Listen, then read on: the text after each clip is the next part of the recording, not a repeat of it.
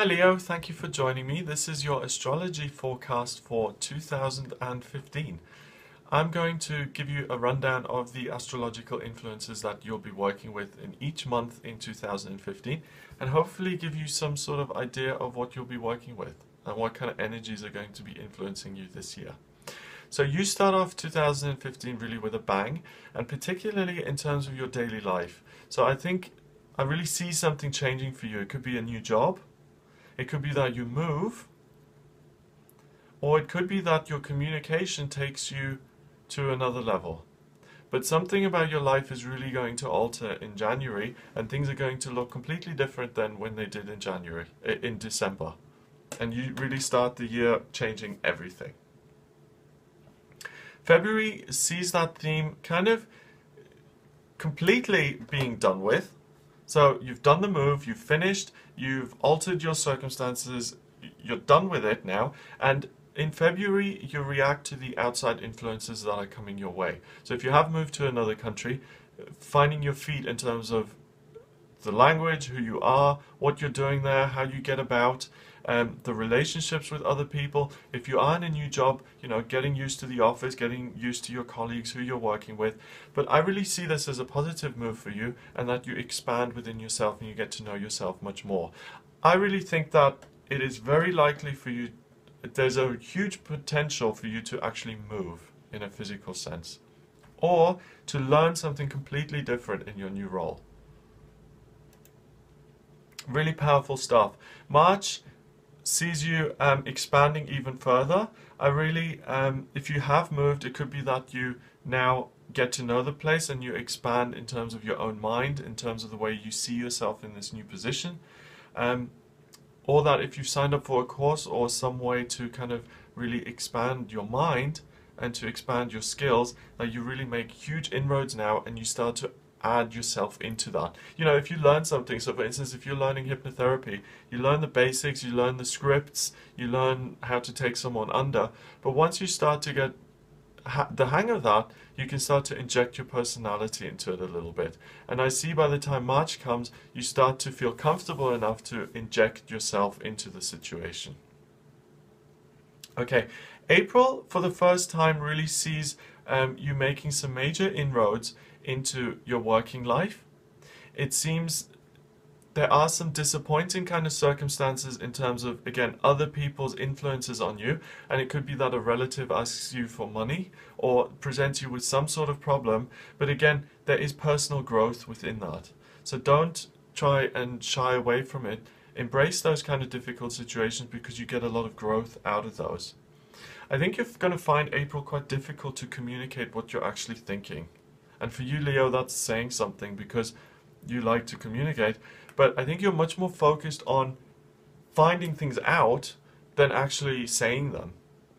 You're reading, you're not writing. You're traveling, you're not teaching. You're discovering things for yourself rather than bringing them across to other people. May 2015, I really see some financial success here. I see some really grounded, practical finances coming in. So expect a windfall, expect a promotion, expect to have more power and authority at work, expect something really practical to come in, a contract coming through, a house being sold, something really solid that will bring you extra money.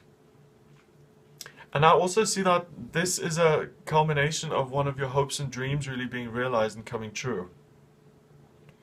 I think you're able to communicate what it is you love around this time of the year, what it is you want to achieve. If you've had the house that you've wanted to sell, you're able to now express why other people should buy it, and that will have a positive outcome and people will take you up on that. Wow, June continues, more hopes and dreams coming true. You really being lucky as an individual, being blessed. Around this time of year, you really have the Midas touch, and what you put your mind and hand to really becomes a success and really works out for you. I also see that you have a love for other people, and this is the key and the root of your good fortune. Because you treat other people really well, with love, with respect, people really bring that back to you. You are quite sensitive in terms of your family, so I don't see you spending so much time with your family over this summer. I see you spending more of this time with people in your working life, in your romantic life, in your business life, and really producing things that are tangible in the real world. So Leo, this is really a year for you of making actual things happen. It's about making things, building things, rather than improving relationships. Or you're lucky this year. You love life, you're really enthusiastic about the process of life, and by engaging with it, things just happen in a practical, good, perfect way. Wow, that's a great message to be able to give you. July is very much about applying yourself to spirituality and having some sort of frustration with that. Okay, Mars is in Cancer in your 12th house, so is the Sun, and I really see you either wanting to help other people or wanting to become more spiritual, become more kind of to access the higher realms. That desire is frustrated, that you become angry about it, and that you continue to have that problem communicating. So really, so far this year, it's not so much about speaking or writing or getting your point across, it's more about doing. When you do things, you're going to have more success. When you start to become analytical and try and figure things out and be very clever, that's when things kind of fall down. There's a unexplainable kind of luck factor within you, and when you try and put your finger on it, it goes away. Do you see what I mean? So don't try and overanalyze this year, really just put practical action in. Now, we're in August, and this is your best month. This is really, you're going to feel absolutely wonderful. You're going to have a huge amount of energy. Your communication problems will start to be overcome, and you will absolutely love the process of life. So things are going really well for you in relationships. They're going well for you with other people, and those blocks that you've had in June and July are now overcome, and you start to make progress, and the progress that you want to make. Go on a trip in September. All of that energy is now ebbing away. You have the money to go on a trip. September is going to be the best month for you financially this year so far. So you have the money that you need. Going on a trip will really expand your mind, will help you make progress. So for instance, if you're working in the office in September, 30 days in the month, and you're completely exhausted, you won't be that productive. But if you take a week off in September and then work for the last 3 weeks, you will be rested, you will be much more energized, and you'll get a lot more done than if you just continue to plow away at things. Take a break in September. Financially, you're not going to be struggling, and you'll have what it is you need.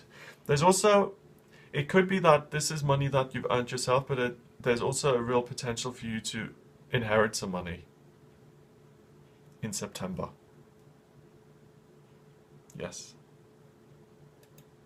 And not just a little bit, enough that will alter your life.